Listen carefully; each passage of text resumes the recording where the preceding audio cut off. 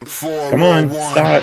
Let's go. 401. Silver and black, yeah, we never fold. New winning roots with a Raider soul. East Coast grind, West Coast pride. Raider Nation, worldwide. 401, say it loud. 401, feel that sound from the stands to the screen. This is Raider Talk with 401 Raider Jeff. Win or lose, we ride it out. Raider Nation, hear us shout. Hit that bell, show respect. Silver and black. 401 Raider Jeff. 401. 401.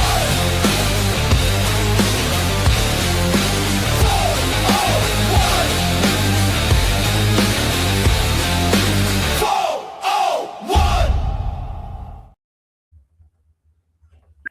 All right, Raider Nation, if you're wondering why Pete Carroll's on the dock in Raiders gear fishing for a big old W, it's because once again, the Raiders were close and the wind just slipped right off the hook. You can almost hear him say it. You got to be quicker than that. But here's the thing. For once, this wasn't the usual Raiders comedy special. This wasn't a 3-hour stress test. This team actually showed up. The offense looked competent. Defense looked disciplined. And Ashton Jeanty, that man didn't fish for yards. He harpooned them. So, yeah, we lost 23-21, but this one felt different, and we're going to talk about it. So, without further ado, I'm going to bring in my co-host for this evening. I have the one, the only, Big Dog Jason Downs. And on the other end, we have his co-host on Tuesday nights. Make sure you check them out. Show Me Your Shield tomorrow night, going on at 5 o'clock Pacific, 8 o'clock Eastern time. The one, the only, Donuts Duncan. What's up, gentlemen? How are we doing today? I'm alive. Doing good. I'm barely alive. No sleep with the baby.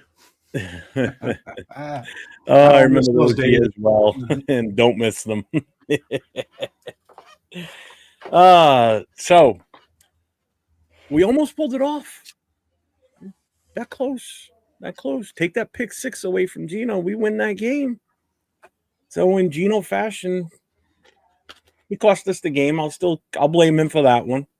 Take that away, and we got that game on the road in Houston. It's Gino's fault. Yeah. I mean, we know who showed up and showed up big yesterday, and we've been waiting for this game from him. You know, yeah, he showed promise earlier in the season. He had a good game, but yesterday, dude, he blew it out of the water yesterday. You know, were you expecting that game from him, Jason? Yeah, at the beginning of the season, I was. Well, I mean, seriously, going into yesterday's game with who we were playing against, I mean, did anybody see this coming? No. Our team showed up after last week. Good night. I was on earlier today with Leo and Raquel doing the Pearl podcast this morning, and I said to Leo, I said, you at least got to see a good game. I said, I don't know what happened to the team from the time they walked off the field in Philly to when they showed up yesterday in Houston, but those were two totally different teams. I mean, the one in Philly was just dead from the moment they walked on the field. Yesterday, they were alive from the get-go. Yeah, we had that hiccup, you know, with the interception for the pick 6. And usually it's something like that just kills our mood for the game, and then we can never get out of it. The fact that we pulled back after that, I mean, that says a lot about the players on this team, right? Don't you think? Mm-hmm. Oh, yeah. They showed up. They made a game. I mean, they finally gave us what we've been asking for all season, which was a competitive game. And with how the season's turned out, they got that loss, so we're still in that contention for the first overall pick. Yeah. It comes down to next week's toilet bowl game between us and the Giants. Now, I will say, after our appearance yesterday, They got me nervous. We're going to pull off 2 wins. Are you feeling that, Jason, too? No. Well, Raider. The only one that next week's game is the only one that's got me nervous winning that game. And now obviously the Chiefs are second high tit, so that throws another wrench into that one. And then I'm starting to think the NFL schedule is like pre-programmed this shit to screw us. You know how the NFL doesn't? They don't want us to have the number 1 pick. They never have. So not only that, we screw it up when we do have the number 1 pick, so it don't matter anyways. But yeah. Jason, you want to do the chat? Yeah, let's roll with the chat, my friend. Jack, I am not going to say the rest of your name because Starfest. It's called a Jack Off Fest. What's up, Jack? You never caught that, huh? Hey, Donuts Duncan's in the house. Thanks for coming in, Donut. Let's see. Robert Pena, my guy. Welcome, Marcus Banks. Marcus Banks, congratulations. Thank you guys on the work you guys did yesterday on the Chiefs for us. Much appreciated, man. That was good stuff.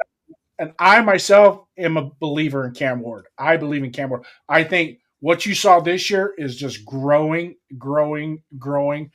And by this time next year, he's going to be in the upper echelon. As talented as he is and as hard as he works, yeah, don't second guess that kid. He's going to be good. Chico State 14. You guys fired up for the Niners game? No. Why would I be fired up for a Niners game? Good Lord. Money Chuck. Shout out to you, brother. Good takes as always. Welcome in. Big game now. He's showing his worth. Donuts, congrats on the child. It's a beautiful event, brother. Yes, it is. Thank you. Yeah, being a dad is an awesome thing. Yeah. Daniel Barris, welcome, man. Cheers to you, brother. Welcome in. Happy Monday to you as well. Let's see. We got 14 other people with their eyes on us. If you're there, man, subscribe, chat, get in here. I know there's people in that are watching that could bring us some topics and some content. Right? Let's debate, let's discuss, let's have fun, let's enjoy this moment as Raider fans. I just dropped the link for both your channels on for YouTube. So yeah, in the and chat, get over to both channels. You got Jason First Downs or Jason Downs. Make sure you hit that subscribe, hit the notifications, give them the thumbs up. They're both streaming on their channels. And then get over to Donuts Duncan, do the same thing, hit the thumbs up, hit the subscribe, hit the notification so you don't miss their show on Tuesday nights because it's going to be a good one. Be a bro, share the show. We're going to grow this. We're going to grow this 401 Raider Jeff Productions. It's going to be wild in the next year. And he sits there and snickers. Going back to what you were saying about blaming Geno Smith, what I've been saying for weeks is he's our tank commander. We need him. Oh, yeah. Well, he started off good yesterday. Like, yeah, he's gonna do Geno things. That's fine. He can start off good. He's that tank commander. He's gonna lose us that game. Yeah. I got 10 more seconds of chat acknowledgement. Guerrero, thanks for coming in, man. My campaign manager, as always. Cool Kev. OG's in here. Love you, brother, man. Keep it coming. Let's see. Cool Kev, Guerrero. No, I think we're caught up on the chat, Skipper. Go ahead and take the ship. Ride it. Alrighty. Well, with all that being said, so final score 23-21, Texans over the Raiders. Road game, hostile environment. I don't know.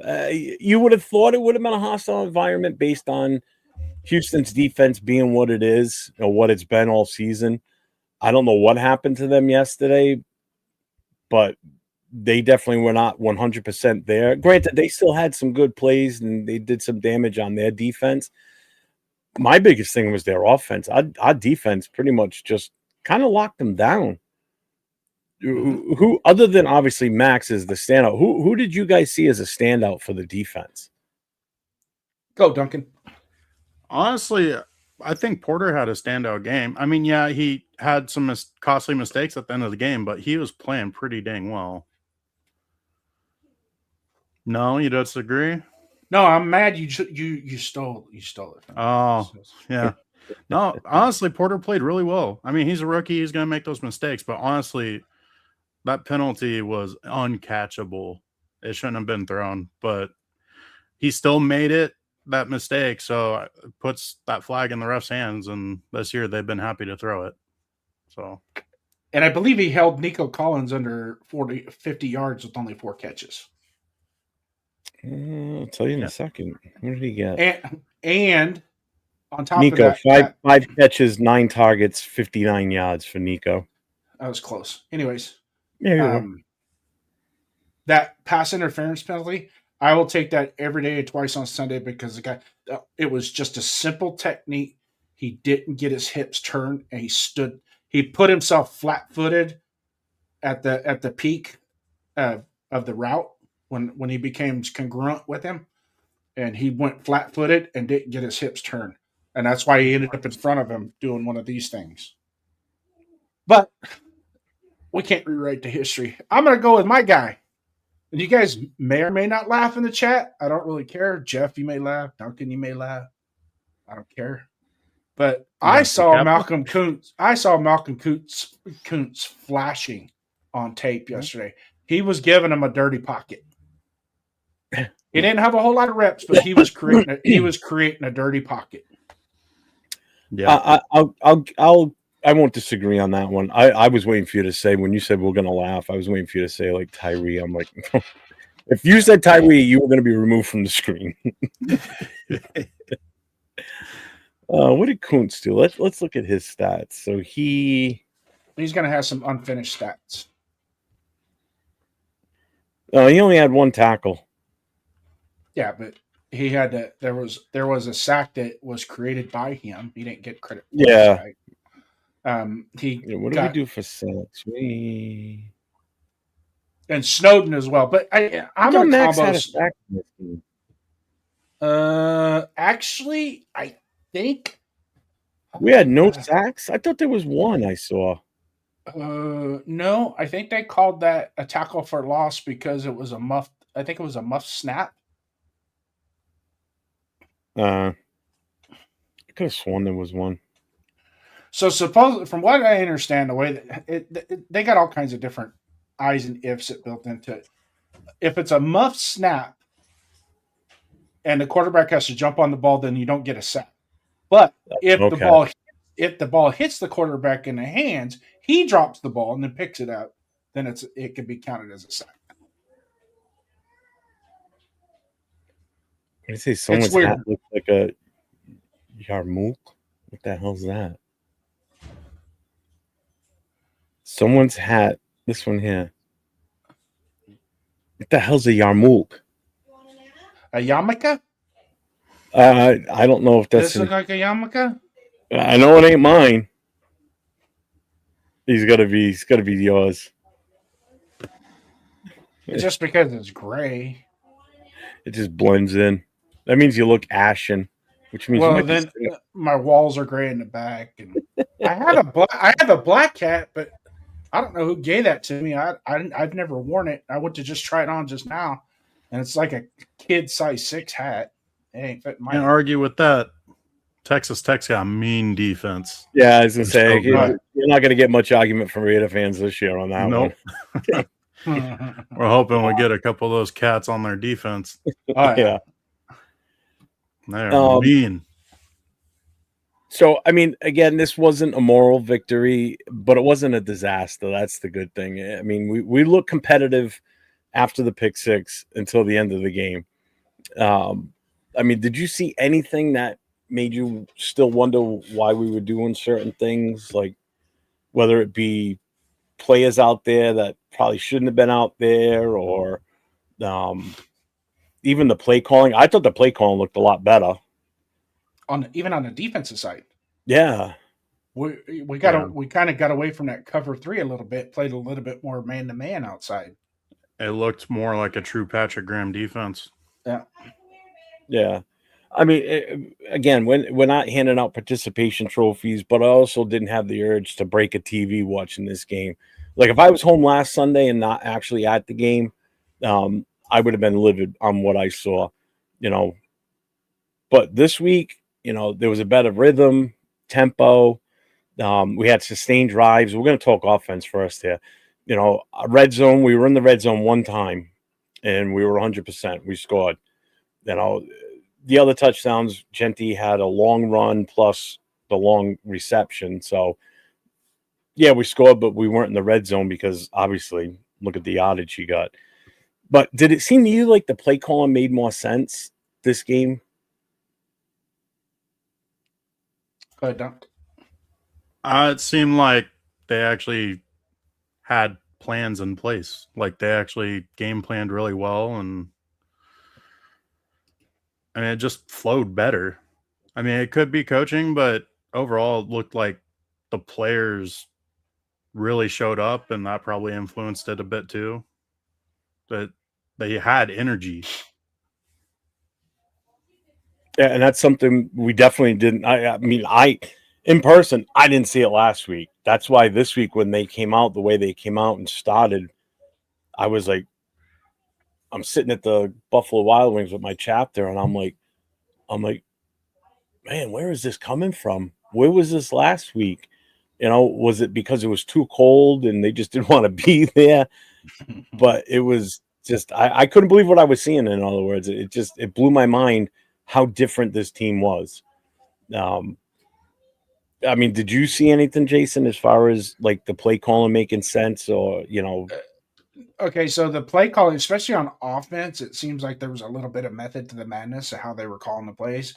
I mean, we were 27 rushing attempts versus 23 passing attempts. That right there, that in and of itself tells me the early success of the run game, they stuck with it, and it just kind of kept becoming a foster of the rest of what they were going to do down the field. To add to the energy and everything, I kind of have, and this is just a gut feeling that I have. You take it for what it's worth, but I have a gut feeling there's a lot of guys on that team that come from the state of Texas that maybe they had some family, friends close by or whatever that were at the game. No, I mean, seriously, think about it. No, I get it. You know what I mean? So they maybe like the last thing you want to do is if your grandma lives in Houston and you go to Houston and you took grandma to the game, last thing you want to do is look like a fool out on and not try, right? Because she's going to be the first one to call you out on it. It's kind of funny you mentioned Texas because I was going to say they got filled up on that Texas barbecue before the game. Well, I think they don't like Philly cheesesteaks. Yeah, it might have been the fact that they were, you know, in warm weather versus freezing their nuts off the week before. So I mean, that plays a part. There's all kinds of yeah, and maybe they heard Raider Nation finally, and the disappointment from us. Yeah, but why now? We've been saying this shit all season, so it's not like we haven't been saying this early on. They're just listening now. A little too late, guys. So let me ask you guys this. I'm gonna kind of the same topic on. Had we had more of these games throughout the season, would you feel a little bit different going into the off season? Oh, definitely. Because how many games this season have we had where we weren't even competitive? 2, 3. We had 5 competitive games. Well, I would say the Colts, we got demolished. Yep. Philly, we got demolished. The Chiefs, we got demolished. The Commanders, we got demolished. We got 2 garbage time touchdowns in that game. That's the only reason why it looked like we did. Yeah, the 5 games that we were competitive in: the Patriots, the Titans, the Jaguars, the Bears, and then yesterday against the Texans. Other than that, we were not competitive in any of those games. I would also add in the first Charger game, the Monday night game. Those 3 Geno picks. Yeah. The first half. Without those 3 Geno interceptions, like that game's way different. The first. Well, here's my take on that. What's the common denominator on all those close, but you know, it's Geno and his interceptions. You take majority of you take half of his interceptions away this season, and we're talking a totally different record. Yeah. starting with yesterday's game, as most recent as that. You take away that interception, we win it. Because the defense was definitely holding them. There's no two ways about that. We'll get into the defense too, but I mean that just goes to show how much that quarterback matters, even with the offensive line that we have right now. Like, you put somebody back there that plays smart and throws the ball away instead of trying to force some dumb pass or actually reads the field quick enough. Like, we're competitive all season. I get two questions for you here. I'm going to stop. Jason, you answer this first. Did you feel that this was the most balanced offense we've seen all season? And does it seem like we're finally getting an identity formed, but it's yet a little too late? Yes on the balance, no on the identity. Okay. I still think I still don't think they. Now they kind of gave us a taste test of what they were with the Jeanty and Bowers, but I also think had they used Jack Besh a little bit more, gave him about 4 or 5 more targets, open the outside up a little bit, get a little bit more on the outside with him. I think the identity you could kind of see in a roundabout way, but at this point, the 2025 identity is trash. Mm-hmm. And there is not. I mean, even if we came out and played like Super Bowl contenders the next 2 games, it is not going to change what we went through for the last 15 weeks. Period. The end. It's not going to change. So, I do want to see improvement. I do want to see a lot of these guys, the 23 people that have got expiring contracts, see which one of those guys want to be here next year, and then go from there. But other than that, no. I slightly disagree because I have a little bit of a different spin on it. On the second part, I answer yes, that it is a bit of an identity because that's what Pete Carroll's been preaching. He's wanted all season, and he's still trying to coach for it, obviously, because they finally hit it. Now they need to be able to perform that way in these last 2 games, but that was the image in his head that he wanted our offense to look like, is a balanced game where we can rely on that run game to open up those passing lanes. Mm-hmm. So having said that, Money Chuck here's got a question. I think Pete is trying to win, and I'm scared on getting a win. Spytech should walk him out the door, sit Bowers and Max as well. I'm not for that. I think we ride this all the way out, and then when we're done in January, we put a bow on this year and throw the sucker in the garbage and start over. I mean, I get where Money's coming from on this because I don't want to see our blue chip guys get hurt going into next year. That's the last thing you want. We saw that last year with Max. What? No, go ahead. Keep talking. Oh, he's commenting on the jersey. I mean, I'm not opposed, but first of all, Max ain't going to sit. You're going to have a fight on your hands if you tell him he needs to sit down for the rest of the season. And Bowers, too. Unfortunately, he got hurt earlier this season, so he missed 5 games this year. That's a lot, because he's way behind on what he did last year, but he's making up for it. We're going to go over the stats too and everything. But he's definitely making up for it in these last, X amount of games where he's really been the kind of almost the focal point. I mean, I get it. I get sitting to protect them. Right now, the only one that I don't want to see come back that's definitely not been cleared yet is definitely Colton Miller. There's no sense in it. For what? You're going to bring him out for what? For 2 games? Let the guys play that are healthy and been out there.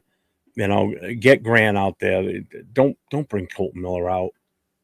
He means more to us next year than he does for these last 2 meaningless games. Add JPJ to that too. Well, he's on the IR. I don't think JPJ's got a chance of coming back this year. So, but if he does and they contemplate it, then they're fools.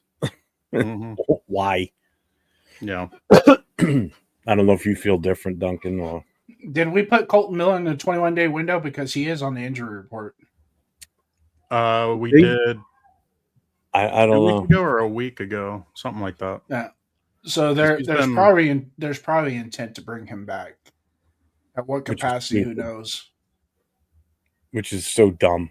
If Yeah. we were in the playoffs, if we were or on the cusp of making the playoffs and we needed these 2 wins, absolutely. Right now, what are we winning? We're not winning anything. We're not going to the playoffs. Why are you going to chance it? He got injured. Don't take a chance at him re-injuring that right now, and then he misses time next year. We don't need that shit. But it doesn't hurt to only- bring him back so he can practice with us. No, well, he's been practicing. That's Yeah. fine. I don't have a problem with that, but I don't want him. I'd just make him a healthy scratch for the game. Yeah. The only thing I'll say is that Pete's coaching like he's gonna be here for his whole contract, which he has to. So he wants to play the guys that he's gonna have and get the team bonding and familiarity with each other, and keep rebuilding the locker room that doesn't know how to win. So I mean, I completely agree. You shouldn't bring back Miller because he needs to stay healthy, but it's just on Pete's side of it. That's how he sees it. And very seldomly does late season success carry over to the next year, especially what type of season we've had. If we've had a competitive season, let's say we had 6 or 7 wins, and then we rattle off 2 or 3 at the end, and we finish with, let's say we have 5 wins and we rattle off, and we've been competitive most of the games, right? And then we knock out the last 2. That right there is kind of that 1990. If you guys remember 1999, that's kind of what happened then that set us up for 2000 to start to make that run. Well, because you would have something to build on, And again, it would have been a positive end versus what we went through last year. So last year, 4 wins. If we pulled off 6+ wins this season, I don't think Raider Nation would be as pissed off right now. Because your expectations shouldn't have been high. You shouldn't have been. I mean, a lot of people would think, we're going to the playoffs this year with Pete Carroll here. A lot of it thought, well, because we got Jeanty, but you failed to realize that we didn't do shit to fix the O-line. And then the coaching on the O-line has just been atrocious. It's not necessarily the talent, because you're talking, it was mostly the same 5 guys from last year that were slated to be the starters this year, and they still couldn't even get it done. It's got to be the coaching. How do you regress that bad? It's coaching. Mm-hmm. It just boggles my mind how we see it, but yet they're not. I don't know what they're seeing. I really don't. I don't get what they're seeing. Doesn't make sense. Oh, I think some of that's in the locker room too, because I mean, like, look at Pratt. We brought him in and then get rid of him right away, and he's balling out in Indianapolis. Like, something weird's going on. It's like I think the players are there and they want to buy in, but they can't because the results have been so terrible. Yeah. Do you think maybe they're trying to reach individual accolades and not so much the team putting it together as a team? I'm sorry. Individual accolades? No. I got the San Fran Colts game on right now. Old man Rivers, 44 years old, just threw a 20-yard touchdown pass to Alec Pierce. Against the Niners. Someone we should go after. They took him right down the field, got at the 20, and then bang, threw one in. Although it was a free play, though. Doesn't matter. The defense was still coming at him. It's just bad coverage on the go after on the Alec Pierce in secondary. free agency. Unbelievable. Yeah, he wouldn't be a bad pickup. Yeah. Who? Alec Pierce. He's a sneaky good receiver. Yeah, he's a high 2. He's not quite a number 1 receiver, but he give you enough production. I can't. I'm just. This Better ball than blows my mind. How this guy hasn't played in 5 years, comes out of retirement, gets the start tonight on Monday Night Football, and he's out here throwing a touchdown on the first drive of the opening part of the opening drive of the game. And he looks like me in uniform. His face is all puffy and everything. It's like, God, why? How does the teams get lucky like this and we bring in youth and we can't even get lucky? It's like, what the fuck? We used to, though. I got a theory.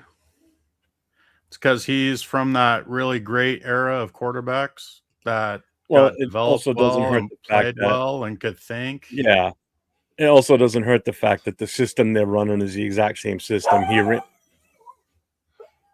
ran when he was with the Chargers.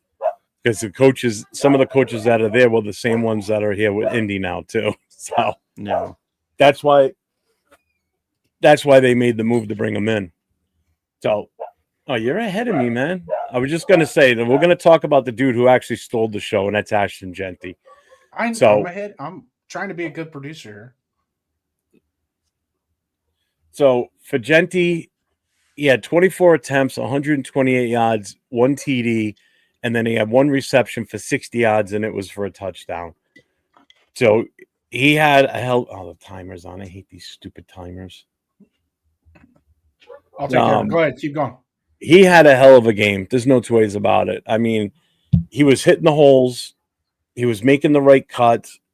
He took the blinders off is what it seemed like. You guys see me? Do you feel different about that? It seemed like he was finally finding the holes and making the moves.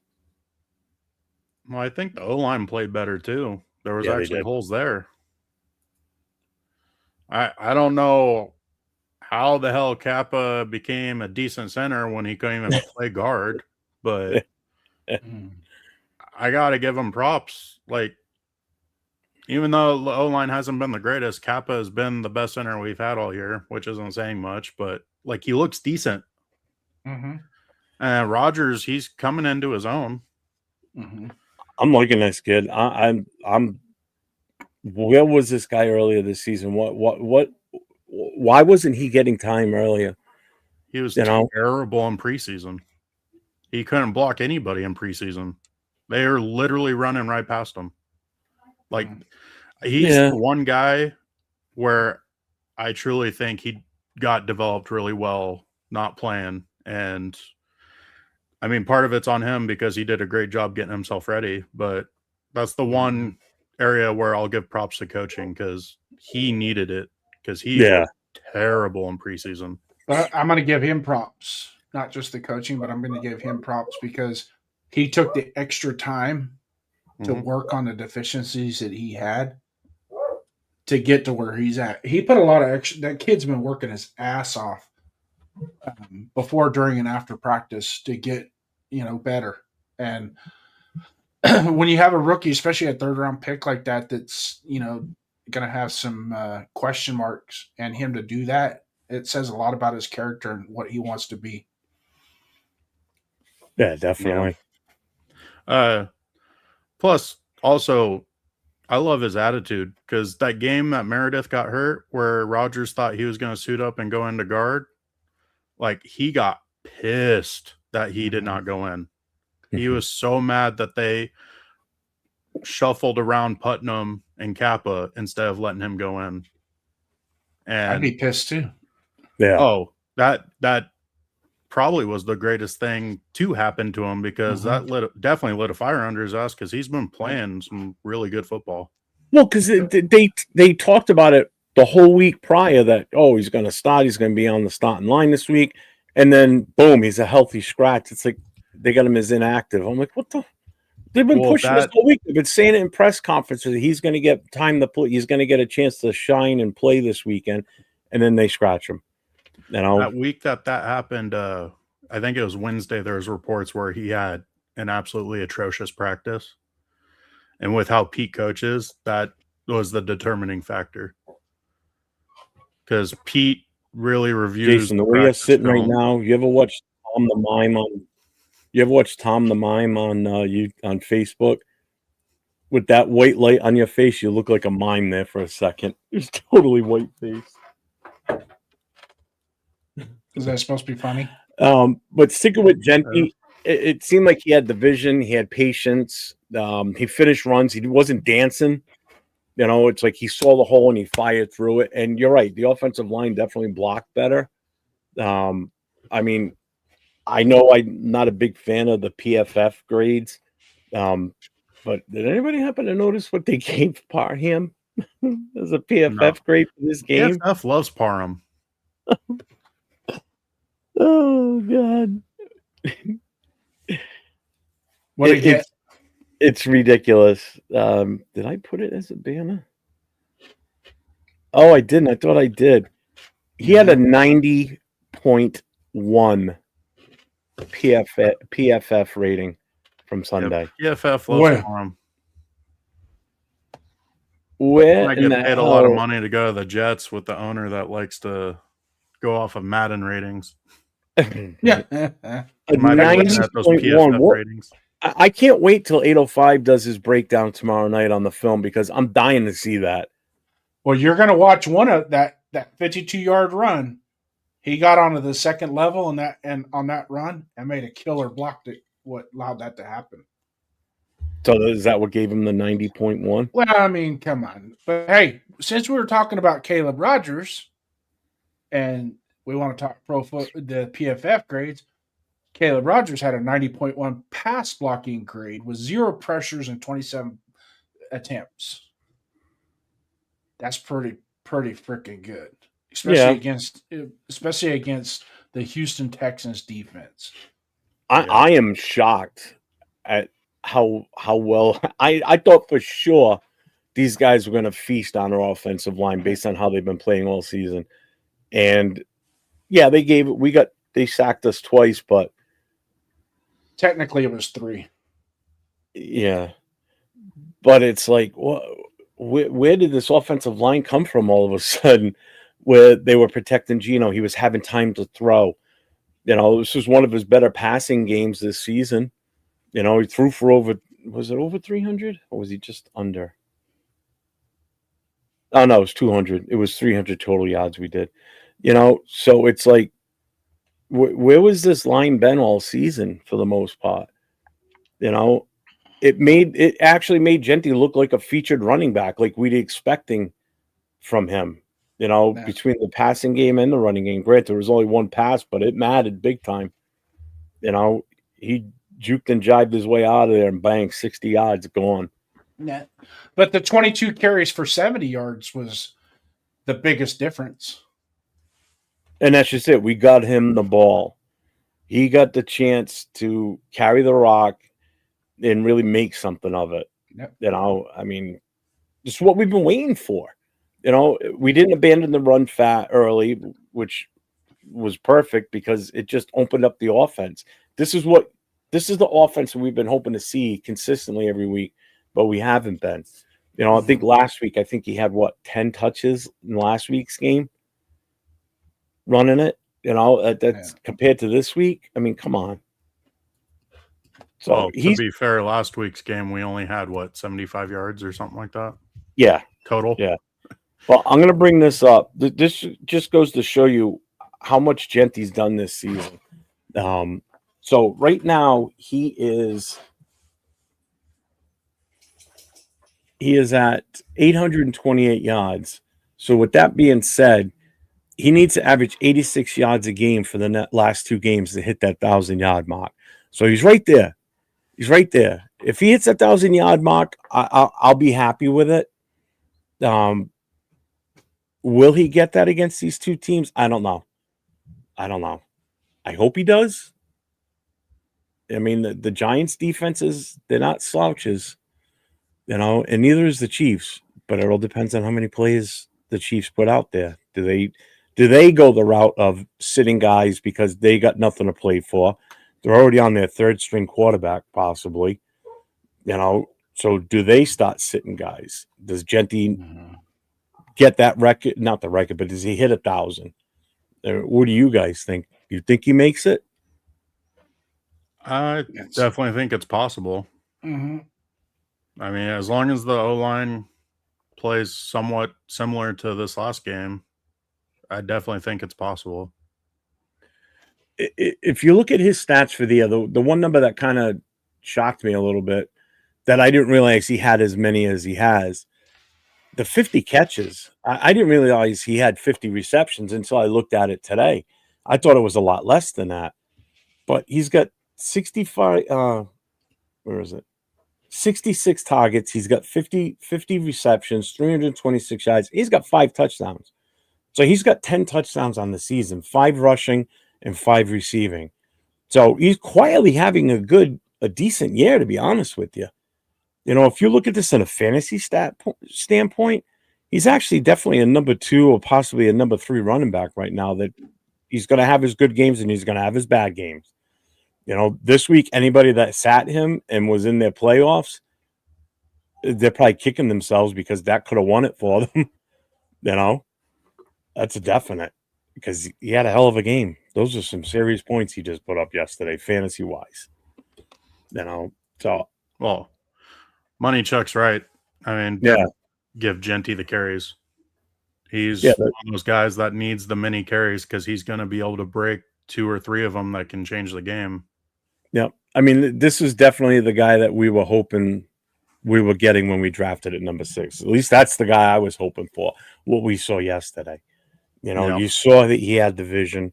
The line was finally on point and opening holes for him. So it's nice to see that with the proper line blocking the way they're supposed to for the future, we see what we're going to get from this kid. You know, does this mean this is what we're going to see every game next year? No, I don't think so. But I think if the line gets fixed, we're going to see a lot more games like that where he's got 100 plus and, you know, some serious yardage in the receiving side too. So this gives me hope for him next year, provided the offensive line gets fixed.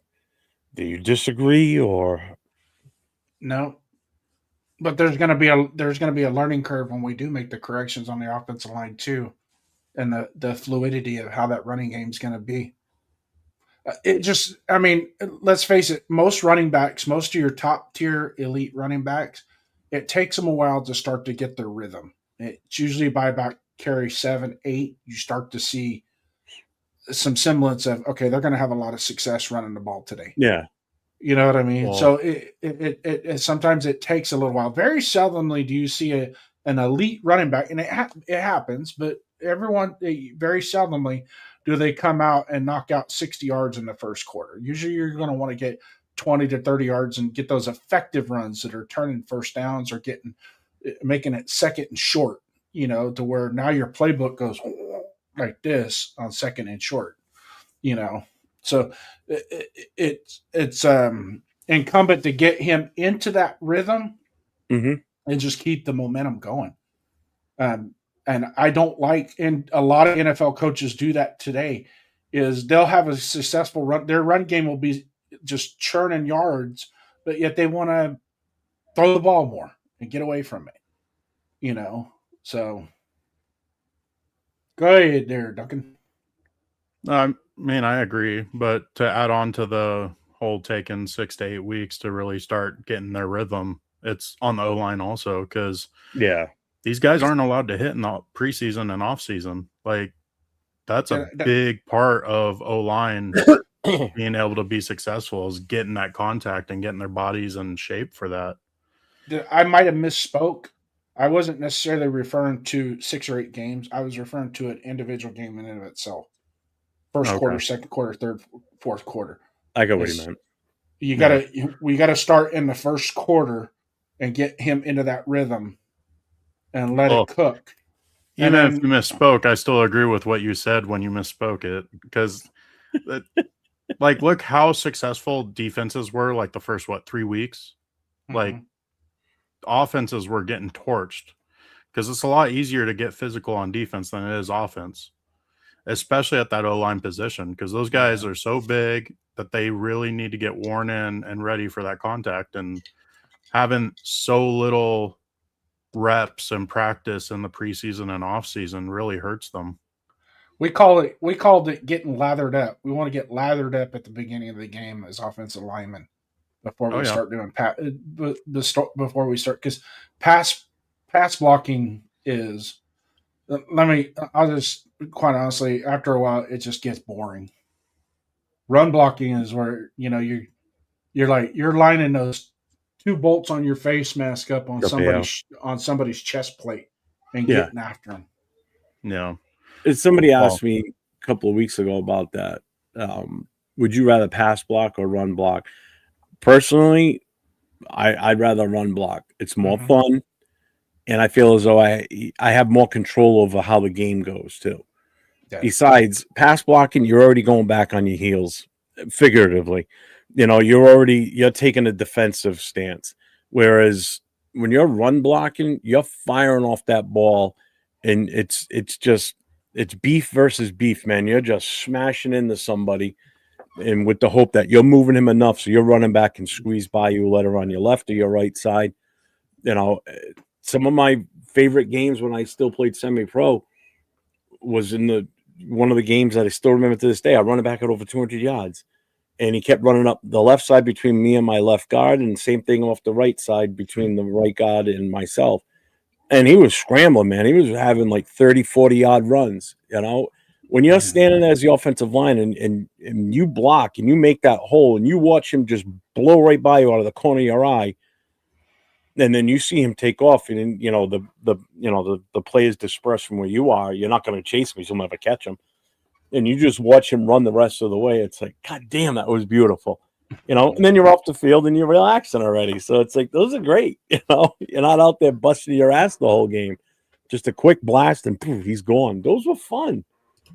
Pass blocking, because our problem with pass blocking was our receivers at the time couldn't catch shit. So it's like out there for nothing. Well, I agree with. I get it being better as an lineman going for run blocking, but that's if you're coached up well. Because if you happen to be in a zone run scheme with bad coaching, you're basically pass blocking on a run play, and that's what it looks like every time we get a zone run system. Is like our guys look like they're on ice skates. Yeah. Zone run, you have to know your assignments and each and every play. And your assignments change. They will change mid-play. Your assignments will. Yeah. If you don't know, I got to come off of this block to get to that block. What I like about power block, the power run scheme is just like you said. It's mano-y-mano. I want to take your freaking manhood from you today. Well, it also gets rid of the thinking. You just go. And us linemen are pretty dumb. Well, it's not that, but if you're thinking mid-play, you slow down. I don't know about you, but our coaches used to call us all you meathead and blah blah. Oh God, blah. Yeah. Now you call a kid that, they're like, Ma, he called me a name. Shut up. Get back out there. At linebacker, you. Is that Cheeto? No. I wonder who it is. Quick question. When you look at the data for the past 7 years, not just this year, is it time for NFL to go back to natural grass for more give and cushion for helmets? Your thoughts on that? Yeah, I think so.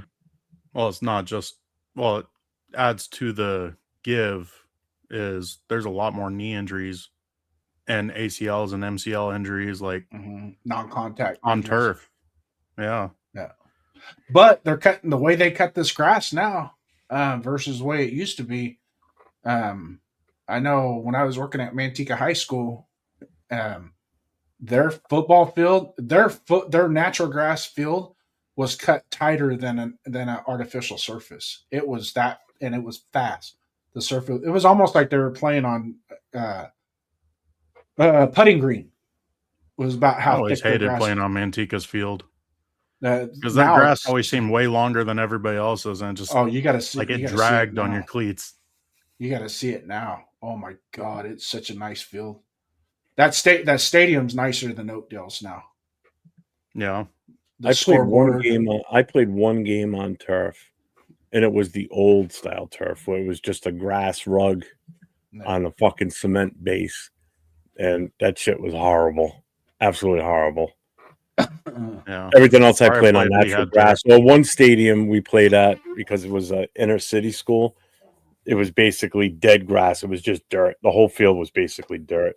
And when I played in high school, we played at Oakdale High School. It was dry. It was like playing. It was like playing in a pig pen. No, it was dry. It was during the summer. It was one of those, the old 3 yards in a cloud of dust type shit. Yeah. That's what it was. No. It was like the wind would kick up and it'd be just like a dust storm coming through there. And you're like, oh. Yeah.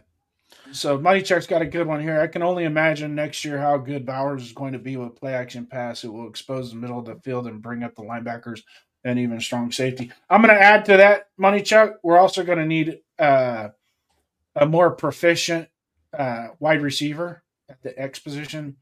I definitely think that will take some of that cloud, that over under double coverage off of him as well, because it's just like any other sport. If you got 2 studs, it's hard to guard. It's harder to guard 2 studs than it is 1. And I'm not saying we need an elite Justin Jefferson or Lamar Chase or somebody like that, but at least something where a Jacoby Myers that really goes out there and does it week in and week out. They can. Well, there was a couple plays yesterday where they screwed up the coverage on Bowers, and he was wide open across the middle. Yeah. Because the announcers even said that. How do you let a guy like him be wide open across the middle? Because he's just going to do damage. Throw to him. Yeah, and that's the other problem. We don't throw to him enough when he's like that, and I don't know what the hell Gino's looking at sometimes, because you see him wide open, going right across the middle. It's like, and he's staring down Tucker on the right side or Tyler Lockett, And baseball, most of the season, Gino just locks onto the one target. Yeah, Mm-hmm. and it does not help his receivers at all. Yeah, there's still, and that was one of the things when we built our stadium in Vegas that we wanted natural grass because it just it makes they did what Arizona did. It's safer, yeah, it's safer. Yeah, they did the exact same. It's on a big tray, it just slides in and out. You know what? In linebacker, I actually miss the image of the field in Oakland with the dirt on the field. The image as a fan. Yeah, it was just you knew you were, you know what I mean? When you looked, somebody says, "Oh, what field is that?" You knew, just look at it quick, just to that's Oakland. Because there was no other stadium in the league that was like that, And it always seemed like Janikowski was the best at kicking off that dirt too. I don't know what it was with him, but one guy it didn't help. One guy it didn't help was Darren McFadden, and I think we lost a lot of good action out of him because of that. Yeah, that fucked his toe up for sure. No, but Thornton can be. Or Cliff Branch 2.0. He could. I don't think Ruggs is. Oh, how? Sorry. No, I just don't think Ruggs is the answer. I'm sorry. Well, I don't think he get taken back getting out of prison. No, he's not. No, not yet. He got in trouble. There is no way there's no way that Mark Davis could bring him back to that team and look that lady's parents in the face and have any respect. In and of itself, he'll probably go to Kansas City, but I don't think he's going to get out for another year and a half, 2 years, because he just got sent back to maximum security because of his behavior. Here's my feeling on Ruggs. Okay, if he were to get out and we were to bring him back here to the Raiders, you see protests all over the country. If you don't think there's going to be people that are going to protest the front of that stadium, like the MAD organizations, Mothers Against Drunk Driving, shit like that. That's not the publicity we need. Nope. Especially in a city like Vegas, that's the last thing we need. The team's not good as it is. The last thing we need is negative publicity like that. And next thing you know, you're all over the news. It's just too much. If he went to another team, probably wouldn't be that big of a deal. But if he comes back to the team in the city where all that happened, that's a tough sell to the fans. I think a lot of fans wouldn't even want to entertain that thought. It sucks. It really does. The whole situation, and it was all preventable. That's the worst part. NFL and the teams arrange cars and drivers for these players. All they got to do is make a simple phone call. And you go get the car the next day. So that was all avoidable, and it's sad. It really is. And in hindsight too, the kid really wasn't that bad of a kid. his character rating coming out of college was really, really good. Just one bad mistake. Just one bad mistake, man. He just thought he can handle it, and sorry you couldn't, But just to put that to rest, Duncan, go ahead if you want to put your input on it. Well, I was brought up the comment because I wanted to focus more on the Cliff Branch 2.0 part because I really think Thornton could be. I mean, he's had a rough season. He's a rookie, but the guy really doesn't have that many football snaps, both in college and in pros. So he's got the talent and the tools and the size. Like, he's got all the necessary tools. Uh-huh. He just got to put it together and learn how to play receiver at the NFL level. Yeah. And Cliff Branch, his 2 first seasons were pretty rough himself. Oh, God, it was bad. Especially his rookie season. His rookie season, I think, was worse than Thornton's. Yeah. Yeah. So, completely different eras, though. I mean, because in the Cliff Branch era, his speed was so much more dominant over the cornerbacks. Now your cornerbacks are running about the same speed as what the receivers are. So there's not a whole lot of breakaway if it's mano-a-mano. Because Cliff could just run a 9 route and just blow by you. And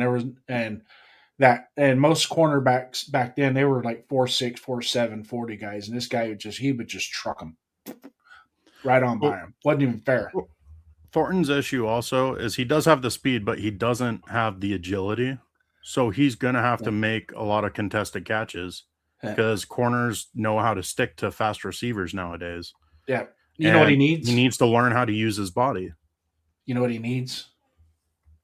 He needs his man body. He's still got his little kid. He's got his little kid body. Yeah, muscle mass. He might lose a 10th of a second on his 40. That's okay. But he needs to get those hands. Need to get stronger. His hand-eye coordination. He needs to go play. He needs to go with somebody that can throw a tennis ball real hard and play catch with just a tennis ball. With your bare. I just think he needs more time. Yeah, I'm not going to quit on the kid. It's too. I'm not giving up on him yet, Yeah. but I think they're making the right move by not putting him out there right now. Well,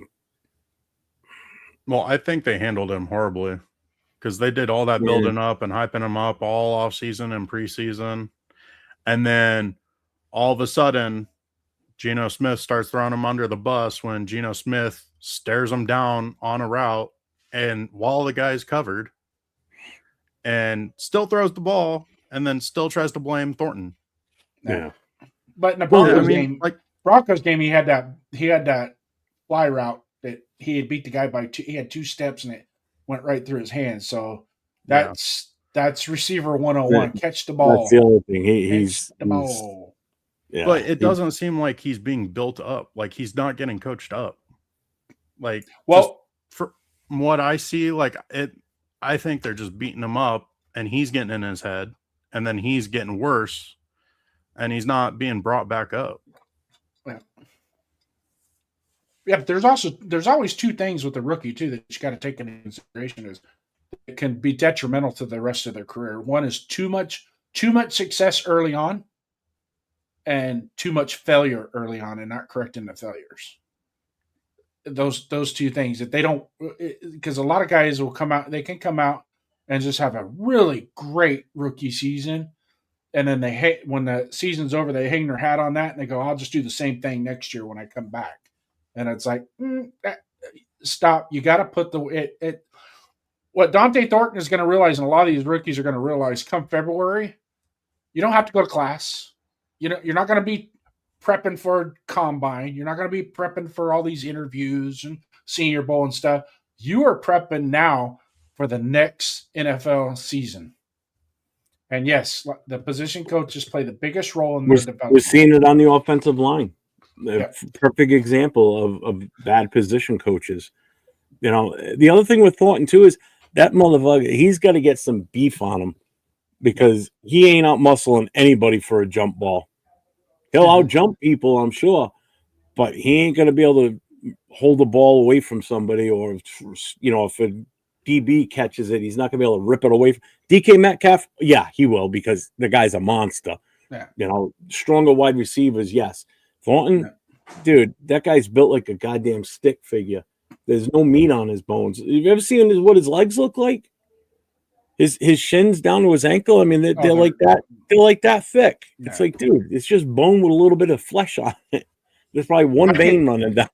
If I could give him any hints, he should probably get a hold of DeAndre Hopkins and go tutor with DeAndre Hopkins in the offseason. God, he's got nothing, man. That's a guy that hang around with the offensive linemen for a while. Eat what they eat.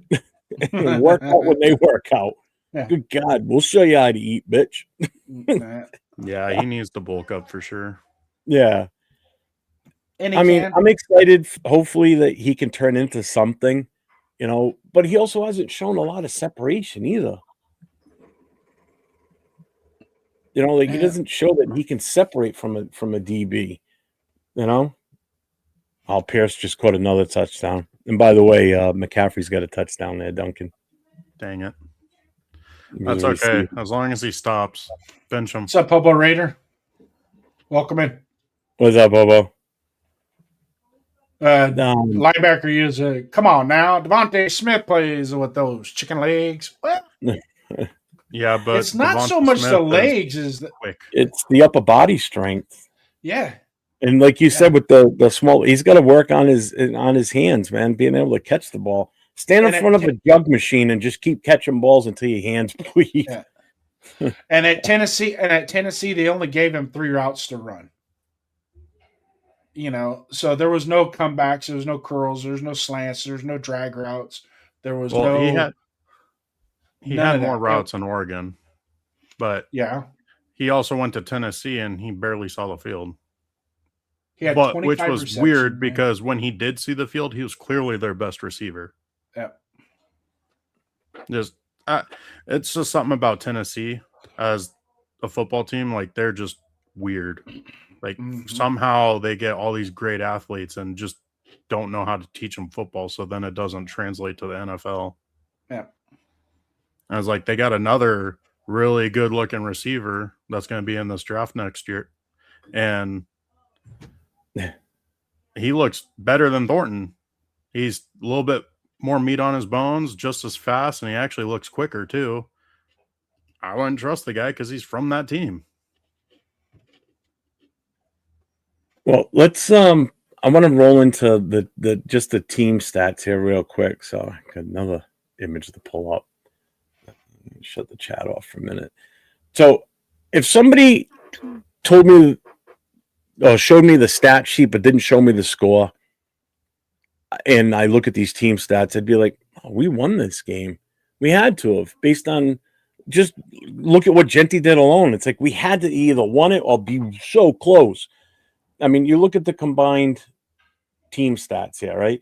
So we had 315 total yards to their 270. Passing yards, we were at 170 versus 187. These are like the total yardage. This is, minus the negatives and everything. But first downs, we had 12, they had 16. We had 7 punts. We still had 7 punts in this game, which is still a lot. They had 5. Penalties, again, another killer for us. 9 penalties for 85 yards. That's a lot. That's a lot of yards, and that's a lot of penalties. They were disciplined. They only had 4 penalties, and it was only for 25 yards. We only had 1 turnover the entire game, and that was Gino's pick 6. But time of possession, 28 minutes, 31 minutes. So we're pretty tight, That's the stat, right, in and of itself, that leads me to believe that there was some semblance of coaching and effort that went into this game. Yep. Yeah, unlike that game a few weeks ago where we only had 17 minutes and 52 seconds. Told you that I'll never forget that number. It's ingrained in my brain that we had it for such a short time frame. That's insane. You're you're almost like Rain Man with stats sometimes. And then even total tackles, 28, 27. That's one thing I did notice. We were out there hitting on defense. We're going to get into defense now real quick. But we were out there hitting. We were making an impact out there on defense. you know. So it was, again, you look at these stats and you're like, we probably got this one, right? I mean, technically, we had that 100% efficiency in the red zone. We only got there once, but they were 0, I think it was. I think theirs was all, where is it? Oh, no, they were 50%. They were 1 out of 2. So our defense had a decent game yesterday.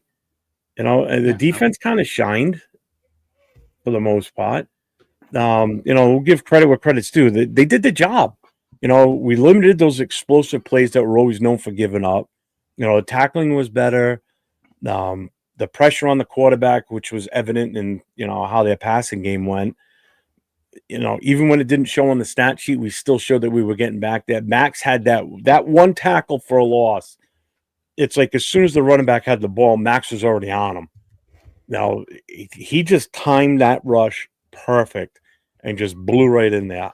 I thought for sure they were going to catch him for jumping off sides, but they didn't. And then when they showed the replay, I'm like, no, he just timed that right. You know, the defense definitely kept us in this game. There's no two ways about it. I mean, what's your overall feeling on what you saw with the defense compared to what you've seen so far this year? Duncan? Oh, they definitely had a more complete game, and they played the whole game, because we've had games like this before where defense through 3 quarters looks pretty solid, and then they just fourth quarter fall off. Difference for the defense was they weren't on the field the whole game, so they were able to play aggressive throughout it, and that was the biggest factor for them. And then, like Jason brought up earlier, like Kuntz actually affecting the game a bit, even though it doesn't show up on the stats. He was noticeable. So having constant pressure in that backfield, that's going to take some pressure off those DBs. He was disruptive. Let's put it that way. He was definitely disruptive. Yeah. And you're right. It didn't show in the stat sheet. He only showed 1 tackle. Yeah. But sometimes the stats don't show the whole story. And they had plenty of targets against Porter, and he held up pretty well other than the penalties, but still argue at least one of them shouldn't have been. But refs are. I know why that ref threw that flag, and because if you watch it, it obviously looks like it's an uncatchable ball, right? Yeah. Right. Okay. Well, from where the ref was, he can't tell if it's an uncatchable ball while the violation's occurring right in front of him. So he's seeing that, and by the time he's already made the decision to throw the flag, and then you go, all right, that ball was 10 yards farther. The penalty's already occurred. So it's almost a coulda, shoulda, woulda. In real time, that's a penalty. But after you see, you go. Yeah, but refs are allowed to come together on a penalty, and that specific penalty, I believe that's more than one ref's call. So he could have saw the penalty, and then another ref's supposed to come in and say, no, that ball was nowhere near catchable. Yeah, but to determine whether or not it was catchable, that play in and of it, that's different. I mean, I don't think he would have been able to catch the ball, catch up to it, and catch it. But if you take the egregiousness of the foul in conjunction with the ball where the ball landed, could he have caught it? I don't know. I don't think so. And then, especially because, like, I was listening to the Raiders broadcast on the radio during the game too. Kirk Morrison was flipping over that one. Oh yeah. You could hear it in his voice. He was jumping up and down saying, there's no way in heck that should be a penalty. Like, and then like he was actually screaming, no, before the flag was thrown. Yeah. Well, he's like, okay, he threw that flag, but they should come together and have a conference. Like, okay, they came together. They're going to take the flag back. And he's like, sometimes. No. And it's just like getting higher pitched. Yeah. But I mean, even Pete Carroll mentioned it in his press conference about that penalty. He's like, they happen. Like, nah. Like, it's not that big of a deal, especially because we're trying to get that first overall pick. I mean, ultimately, it did help us get closer to that, but Had still that think game knocked us out of the playoffs, so it would be a different story today, wouldn't it? Oh God, yeah. yeah. It would be. That press conference would be lethal. And I myself would be in the same category as because let's face it, do you have to call that penalty? Because just like you said, the refs come together and they discuss it. One ref's going to say, I have this is what I have, and the other ref, including the back judge, but the back judge is the one that threw the flag, so he's the one that's going to be able to determine whether or not it's catchable or not. You know what I'm saying? So Yeah, I can see why he threw the flag, but after he threw the flag, he should have been able to go, that wasn't catchable, there's no foul, and recall the foul. He can do that. I mean, they do that all the time. I mean, so I don't know how much time we want to spend on penalty talk, but why aren't we going to testing, at least in the preseason, some automated calls, ref calls from upstairs, where they review the plays and throw the flag on them, or pick up flags? I don't want that. Well, they do pick up down flags, too much. and I think that has a lot to do with the communication from the booth. They do pick up flags. They have only often. only certain fouls is New York allowed to have them recall the foul. Only certain ones. So if you throw a face mask and there's no face mask, New York can have them recall that foul. That's one of them. Another one is the intentional grounding. And third, I believe questionable roughing the passer they can do now too. I believe there's three fouls, and I'm just going off of memory. There's 3 fouls that New York can correct if it's called. Now they can't call a face mask, but they can have you recall it to pull it away. If that makes sense. And I don't want New York calling the fouls because really, in all honesty, it takes away the human element. But at the same time, if you're going to have video assist on plays like that, then use it to its best ability, right? So, and the way that they can communicate that, I mean, the video assist that they got now, the way it works, it is phenomenal how fast they can go. Nope, that was an incomplete pass. Before there's even a challenge to it. So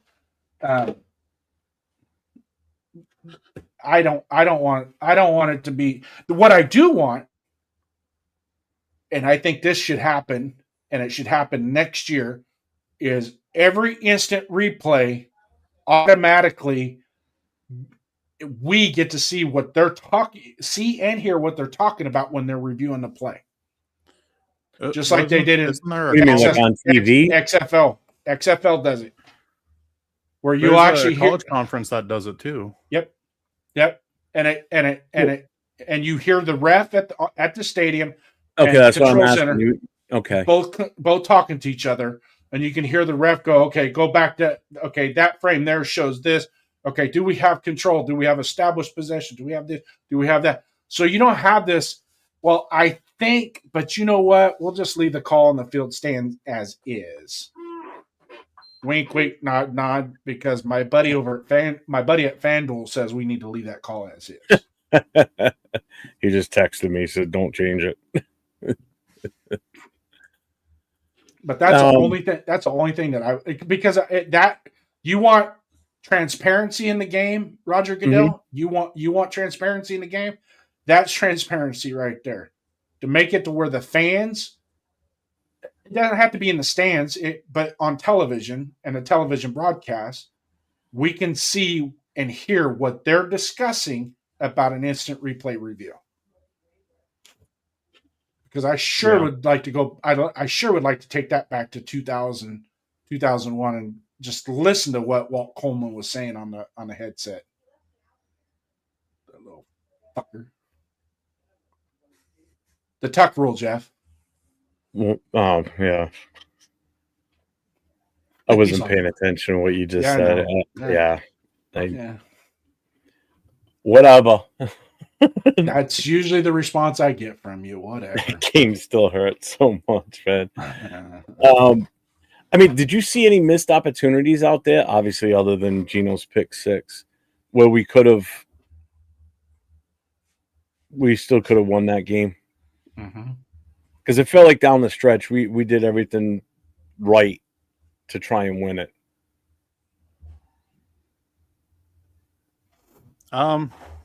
With the talent of our team and how the coaching's been, not really. Because I think that was the best our team could play. It's just really, it's got to be eliminate the mistakes, clean up the game, and that's how we are able to win. But like you said, other than the interception, not really. And Porter play a little bit cleaner so he doesn't get that penalty. I mean, that the one thing that. lot. Sorry about that. No, you're good. The one thing that I saw at the end of the game, the last 5 minutes, was a lack of urgency to try and position yourself to at least win the game. Because I really think that once they got inside 4 minutes, it was like, and then our clock management was pretty bad at that point. I mean, I can see why the timeouts were called at the plus side of the 3 minute mark, but yeah. But at the same time, I don't think our defense. I don't think we set our defense up to be successful in the last 3 minutes to get us the ball back, to give us a chance to go down and score to try and win the game. Ooh, another touchdown for the 49ers. This is a back and forth game right now. 10 minutes left in the now. San Fran just scored. It's still 9 minutes to go in the second quarter. What's up, Coach? So you pretty much said it right there too. You know, as far as the defense and everything. But let me ask you this: Do you think this is a blueprint that we can take forward in these last 2 games to have some sort of cohesiveness, or do you think we're going to possibly be back to where we were and this was just a fluke game? Even though we didn't win, we still looked promising. We're going to say that. Yeah. Well, that's one of the things I'm not going to get too excited about yesterday, is because until you do it consecutively, game after game after game, then it's not really something to, because let's face it, how did we feel after the Patriots game?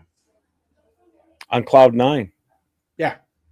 And then it just reality slapped us. Even though we saw some negatives and some inconsistencies, unfortunately Brock got hurt, so that hurt us going forward for a few games.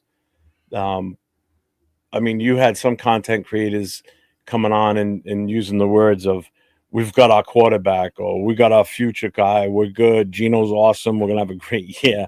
And then that aged like milk, a week later, and he's shit, Damn, one of those. Yeah, Coach. Santa Claus got a plate of cookies. I 100% agree with donuts, coffee with that. Doing it now is a little bit too late in the season. But at the same time, if you want to take that game as an example and compartmentalize it to say, is that what we're looking for? That sense of urgency at the end of the game also has to be there. You know what I mean? Even if the execution is shit, at least a sense of urgency to get off the field, get your offense the ball, and at least see what the offense can do. Now, granted, I'm like the rest of you guys. I'm glad they didn't, because I think at this point, winning is only going to hurt us more than losing. So, yeah. I guess the one positive out of this is even what Jeanty did in the game. It wasn't during garbage time, because the game was still on the line. His touchdown put us into the position of being only down by a couple of points with us still, we were still in it at that point. We still had a legit shot to win. This wasn't like we were already down by 21 points and their defense is playing soft, and he had a great game from start to finish, basically. So that's one bright spot you definitely got to take away from this. This wasn't garbage time touchdowns like it was in the Washington game and some of the other games we played in. This was him showing his God-given talent as a running back and what we were hoping for from him, and which is what gives me confidence going into next year. If we fix a few things, this could be an offense that could turn it around next year. Mhm. Again, it comes down to the coaching. Is Pete still here? Is Pete gone? I got a question. Who knows? Go ahead. It's kind of going off of linebacker U saying this was bad because it showed what we could have been all year. And we all agree coaching's been absolutely atrocious all season, especially for the offensive line. Why is it now with all of what we got 3 starters from the beginning of the year out not playing? And we're starting a rookie. We're starting the worst guard from last year at center.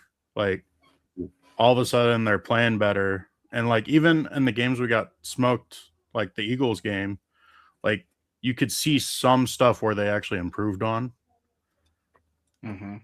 I'm almost wondering, is Brennan Carroll taking a step back and like Joe Philbin stepped up? Is like maybe our play callers having a little bit more to say with the offensive line? Like, which you should, because our O-line is looking better and actually looking competent this last game. Like, Rodgers being coached up all year because he was absolutely atrocious in preseason. Like, I'm just thinking maybe there is some coaching changes behind the scenes that we don't hear about, because if Brendan Carroll was truly coaching up that offensive line, like, he needs to be fired for the first half of the season. Oh, God, yeah, without a doubt. Because the whole JPJ fiasco, Glaze has taken a big step back. Miller was still playing well mostly, but like Parham looked horrible. Meredith didn't look like he belonged on the football field. And now 3 of those guys are hurt and they're playing better. Like, I don't know. Maybe I'm connecting dots that aren't there, but it just seems weird. I mean, it's a really good observation. I mean, but I think also so at too. the same time, I'm wondering if maybe this week, I think Jeff kind of hinted on it a little bit, but I'm wondering if this week versus last week, this week, Pete Carroll basically gave all of his coaches pure autonomy on how to run their divisions and put it together. That would be nice if that's what the situation is, because finally letting the coaches coach the way that they should, if that's the case. And I've never heard of him being a micromanager. You know what I mean? I never paid too much attention when he was in Seattle as far as how he ran his staff, or I honestly don't know, so I couldn't even really talk on if he has done it in the past or not. I don't know. You'd have to ask a Seahawks fan. They definitely would be able to tell you that, if that's the situation or not. No, but it seems like here he is. Yeah, but most Seahawks fans can only count to 12, so I have a hard time talking to them. Oh, you're getting them confused with Chiefs fans. That's because that's as high as they can count to 12, because that's all there is for fans is 12. So they can't go higher than that. Yeah, I can't wait to see the Chiefs roll out next year. I really can't. And I'm going to be in your chat on Friday night, just so you know, because I'm gonna throw some stuff out there for you while you're. What, this Friday night's? Friday night's a regular Friday. It's the last Friday night mic drop night. Man. So, I just to kind of tie this all up together here with this talk of this game. I think there's a couple of things we need to really highlight on this, and it's going to be with Ashton Jeanty again. I think this game did him well. I think this gave him some confidence that he can sustain a full game doing what he did. Because let's face it, not only did he have the long run and the long reception, Money Chuck mentioned it earlier in the show, in the chat. He had some hell of a few runs where he was laying the wood running through the middle of the offense, trying to get some extra yardage. Where he wasn't afraid to hit or be hit. He was just going for it, trying to do what he could for the team to carry the team on his back. There was one play where they just got his foot at the last second. He would probably have broke that for a good 20-yard run. He was already at like the 7-yard run on that one. If he just had one more step, he would have missed that one, and he probably would have gone for like 15. So I think this gave him a real boost of confidence. We've seen him score touchdowns before in these are all meaningless games, but in garbage time. And what's he do? He doesn't celebrate. He goes to the bench, sits down, and a couple of weeks ago, the camera stared at him, and he just had that blank stare on his face, like, whatever. He was out there having fun yesterday. You could see it. He did a celebration dance at the end of one of the touchdowns. He was celebrating with the team, because they were in that game. In that moment, they were in the game. They had a chance to win this. So it does wonders for your team when you play that well. Max looked like a totally different person out there mentally and physically, just being out there and the way he was performing and the way he just carried himself on the sideline. It's funny because during the game, he's sitting on the bench after they just come off the field, and our offense is out there. And Gino, I forget what the play was, but it was a stupid play. And then he's sitting on the bench, and the camera's right on Max, and he goes, because he's watching it on the Jumbotron, watching the offense just, screw up what they just got them, and he's like, oh, what the hell? It's like same old shit, basically. But this week, he was sitting around other players. They were talking. They were smiling. This team is different from what it was last week. So something clicked. I don't know what the hell it was, but something's changed from last week to this week. And it was nice to see that on the sidelines, to be honest with you. It really was. I don't know if you guys have a take on any of that, what your feeling is. Vinny Bonsignor on his Monday radio show kind of brought up something similar to what you were saying.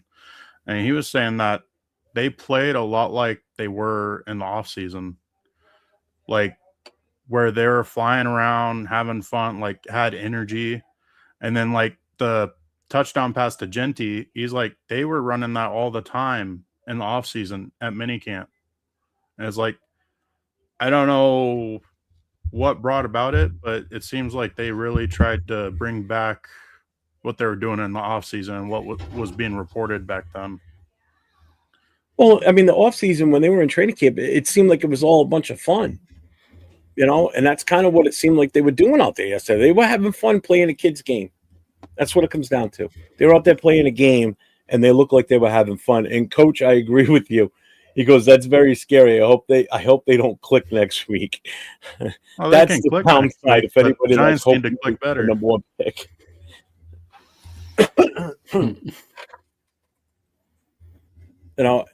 Anybody, I don't know if everybody knows this or not, but Ashton Jeanty is on YouTube. He was on live earlier. I don't know if he still is or not. But I went and I saved his link. So I'm going to post his link. So if you guys don't follow him yet, go and follow him. Because when he was on tonight, and I've seen him many times on lives, and it's usually just playing video games, he was actually sitting there talking to the fans in the chat, like acknowledging them as they were saying stuff in the chat. And that's a different take than what I've seen from him before. So I don't know, again, if he's still on that high from yesterday and how good of a game he had, even in a loss. That's still going to feel good. But he looked like a different kid today. And yeah, I'm calling him a kid. I mean, he's 22 years old.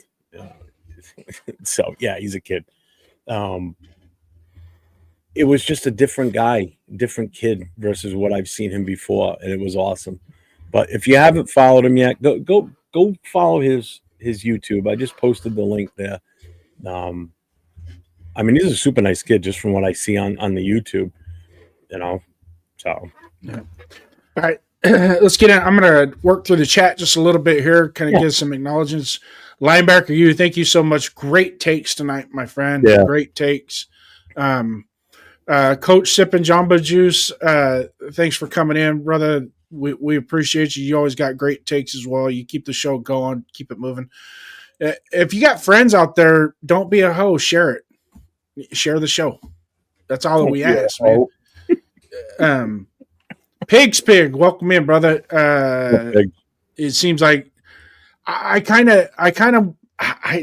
I know what he's talking about here. I think for the most part, throughout the season, players were playing for themselves, because if you take the context of 23 expiring contracts on that team, right? 1-year contracts or expiring contracts. What are they mostly going to be doing? They're going to be playing for that next contract, right? So are they playing for the contract, or are they playing to get wins? Kind of makes sense if you add it together. You know what I mean? So that's going to set us up for failure. Now, I don't see Spy Tech doing a bunch of those 1-year contracts this next year. I can see some 2 and 3 ones coming up. Ashton Jeanty just give us a super chat here. Call me a kid to my face, fool. Thanks, Ashton Jeanty. I appreciate you. Thanks for the $2 super chat. When you're younger than my kids, I'm going to call you a kid. Yeah. That's just the way it is. More than double your age. You're a kid. Brandon Sipple 9497, one of our regulars in here. Thanks for coming in, brother. Jeff, I think you're giving us a little too much credit. Part of our success yesterday was Houston feeling like they could sleepwalk through the Raiders, and we responded. I'll buy some of that. Yeah, but you still got to give them credit for that. I mean, even if they were sleepwalking, we still came in and we laid the smack on them to start, where they finally woke up maybe a little bit, but we still hit them and hit them hard. You know, I mean, we were in that game from start to finish. You know, so and the best part is, like I said earlier, Gino throws a pick 6 on the first series. So right away, everybody in Raider Nation's like, "Ah, shit, here we go. This game's over. We never could get ourselves out of that hole in past games. We got out of that hole. We kept it tight all the way through. They score, we score. We score, they score. So back and forth all the way through, right down to the final few minutes, you know? So we didn't lose on the first play, which thank God, you know, the first series. In past games, that would have been the end of it right there. The team would have just folded. Ah, shit. Interception for a pick 6. We're done. Yeah. You know? Yeah. 401 Raider Jeff, thanks for coming in tonight, man. We really appreciate it. Thanks for the super chats. If you want to hook up with him, there's the link right there. Raiders first downs. There's a never mind. I'm giving out Ashton Jeanty's YouTube channel. Cool. Yeah, you dummy. I already told you I posted it. Well, I'm reading the chat. I'm reading the chat. I was given a job to read the chat. Hobo Raider. Yes, I agree with you. I think this game was just, it kind of gave us a little bit of what we felt in the Patriots game.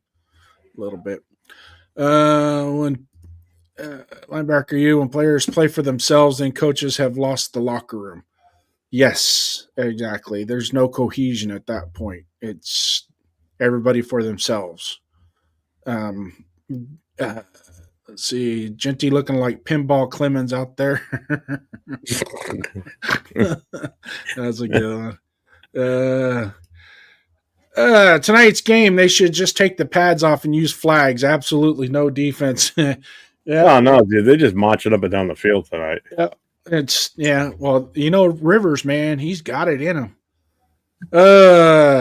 And 401 Raider Jeff gifted 10 memberships out to folks. So get those memberships up. So just in case sometime down the road we decide to do members only content, you will be one of them to join us for that exclusive content show.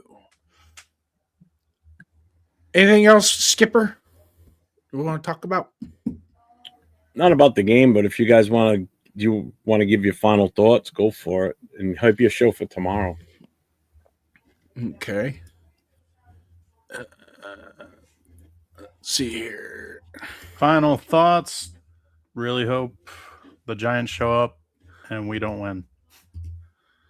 I'm fine with a competitive game, but I really want that first overall pick. Whether it's take a quarterback, trade back, whatever. having that number 1 pick gives us more options. Yeah, I hope Jackson Dart comes in and throws for 350 yards and 5 touchdowns, because that will do 2 things. One, should have probably drafted him last year, even at number 6. Jeff, remember, I'm not taking Jackson Dart at number 6. Who said Well, that? They're always playing. I don't want them. Yeah. What's that? Walking concussion. I wanted him, but not at number 6. I never said I mean, wanted him at 6. if you're at 6, you got to, and that's the only place you could draft him in the first round. No, you trade back into later into the first round and grab him then, and you gain an extra second round pick. What does it take to trade back? Another team that's willing to do it, to move up to get what they want. Yeah, but are we going to give up a 6 pick just swapping first round picks and maybe a 5th round? Why are we pick? talking about last year? It's done and over with. We got Jeanty, and that's it. You want to talk about what we're going to do with the pick this year? That's another show. You're crying over spilt milk now. I ain't crying over nothing. It's last season's news. Get over it. So Jackson Dart comes in, I'm not tears us up, wins the game, 31-20. Russell Wilson this weekend. You want Russell Wilson? I want whoever's going to give us the best chance to be. Oh, that'd be cool for Russell Wilson to come out and just rub it in Pete Carroll's face, huh? Oh, wouldn't that be hilarious? Revenge game. Hey, asshole!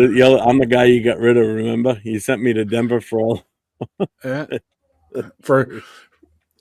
for that. I'll quote Tom Brady. That was for me. I gifted out 20 memberships tonight as a Christmas present to my. This is Russell Wilson at midfield. You gave me up for that stupid MFer? Yeah, we pulled a Tom Brady against us. As he points at Geno Smith. Yeah. And then he goes, I got you a ring. He ain't got you nothing but, never mind, hemorrhoids. But, shout out to Bueno coming in. We could always depend on him and be here sometime throughout the night. I didn't see Rosetown in here. I thought Rosetown would show up tonight. Yeah, Bueno, you gift the membership, but it's only gifted for 1 month, and then if you want to continue it, then you got to pay for it. That's how it works. I just get you in as a member, and if you like what you get for the perks, you get it. You're in. But if you pay for it, it's just like, it's 99 cents is what I gave out. I gave the 99-cent membership, so it's 99 cents a month. It's less than a cup of coffee. 99 cents. So that's my final thought on the game, and so be it. I want the number 1 pick. Oh, linebacker, you? Jeff, I saw you in Philly, I think. I was on the sideline. Yeah, I was there. I was sitting in. What section were we in? 114? We were in 115. We were one section over from the tunnel the Raiders came out, and we were about 16 rows. Huh? Row 21. So, yeah, I was there. And I'd be easy to spot right there because I was the only Raider fan in that section along with my wife. 2 of us were the only 2 Raider fans there.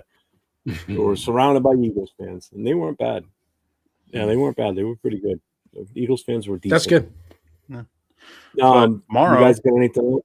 No, go for it. Duncan, if you want to tell everybody what we're going to be doing tomorrow, Jason and I have a weekly Tuesday night show. It's called Show Me Your Shield.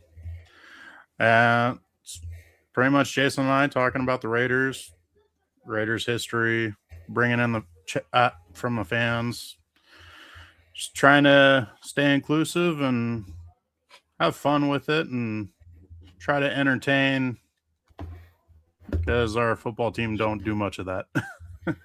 They don't.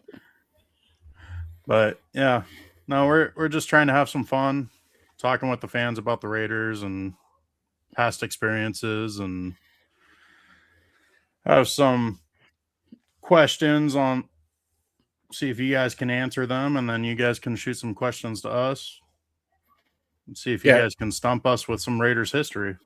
Fucking guy changes the background.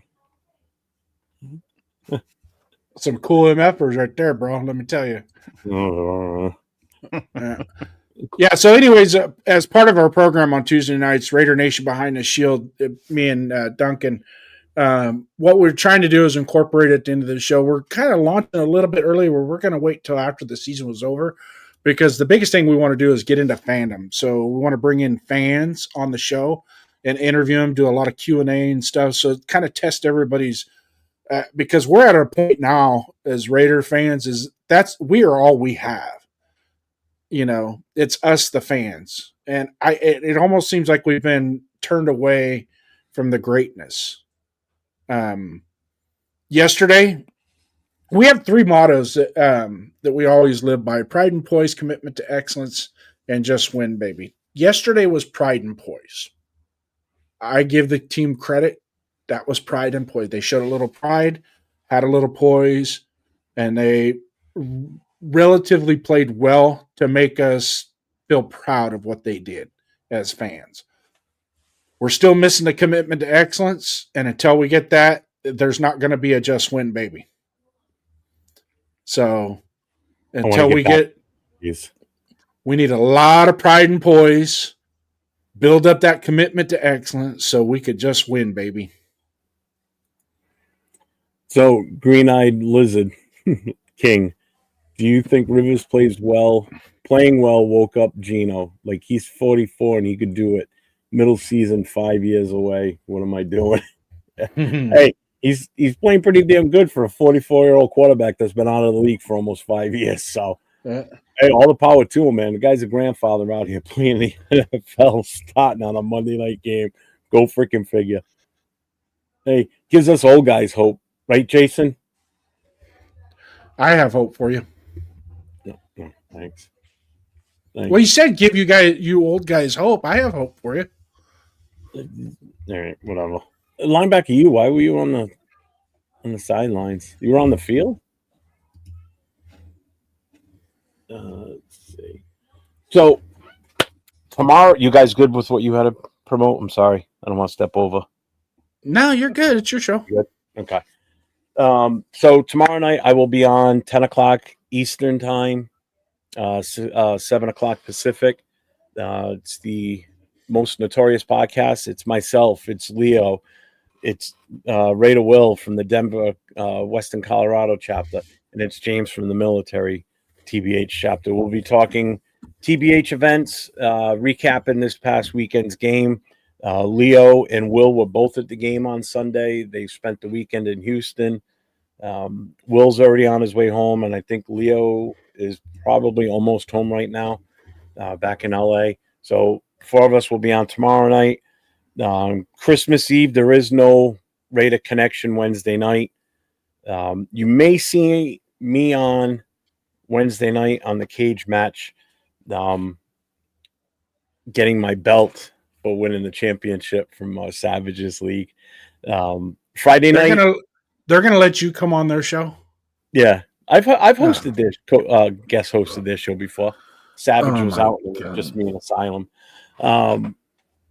Christmas Day or Christmas night, there is no Raiders Coast to Coast, and Friday will be the last Friday night mic drop show with Chris for Raiders and myself. So pull up on Friday nights if you want to get on camera or just put your voice on here and not be on camera. That's fine. We usually drop the link about 30 minutes into the show, and we let anybody and everybody that wants to pull up. You don't have to necessarily be a Raiders fan, but that's the gist of that Friday night show. And on January 2nd, is going to be the actual true debut of my new show on Friday nights. It's going to be called No Huddle. It's no timeouts, no excuses. It's going to be a more inclusive NFL style show. It's not going to be strictly a Raiders show. So if you're a fan of another team other than the Raiders, you're more than welcome. We'll talk about your team. If you want to get on camera, I will get you the link. You can come on. You want to talk about your team. If they're in the playoffs, if they missed the playoffs, whatever you want to talk about your team, the floor is yours to discuss it. The chat will be involved. So It's a whole new venture that I'm going on Friday nights. So got a kick-ass intro too. So you'll have to wait and see it on that Friday night. Jason's already seen it, and so is Duncan. They got the exclusive earlier tonight. So It's all right. That's pretty awesome. thank you, Duncan. You, Jason. There. I got one. Took me the whole show to get one. Good Lord.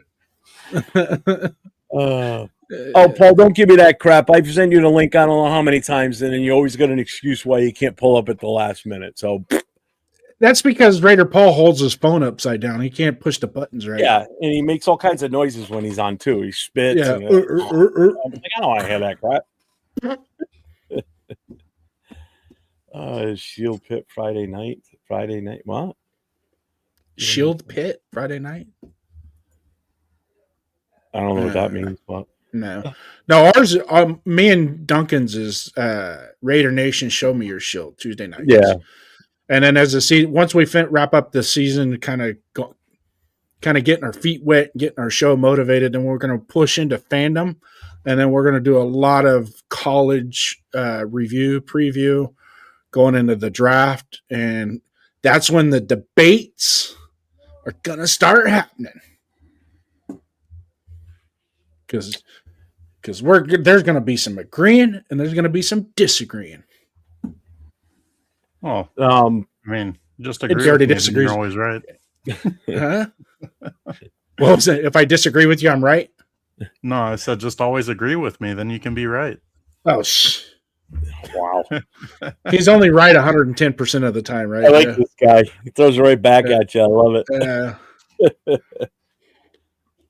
BYOS. Bring your own shield. Yeah. And you know what? Keep an eye out Monday next week, because I think what we just did here tonight would be a good thing to do for the next 2 Monday nights anyway. A little Monday Night Madness doesn't hurt. Yeah, kind of like it. It's a little different. Except for next week will be the last one, because the following week there's no football on Monday night that night. Yeah, but that's not why we're on. It's the follow-up for the game before. So next Monday night we'll be reviewing the Raiders-Giants game, and then the week after that on Monday night we'll review the. But isn't that the night? Isn't that the college football playoff championship? The 10th, January 10th. We can talk about it more later. Yeah. Look at your smile, Duncan, when you say that. We can talk about it more later. Yes, we can. That. Well, Skipper, I'm done for the night. Duncan, how about you? Yeah. Time to go eat some dinner and not sleep again. Well, everybody, thank you for being here and tuning in tonight. Ashton Jeanty, thank you for the super chat. I appreciate that. And everybody that I gave memberships to tonight, enjoy them. And as I always say, stay safe. Go Raiders. Thank you, guys. Salute. 401. 401. Silver and black, yeah, we never fold. New winning roots with a Raider soul. East Coast grind, West Coast pride. Raider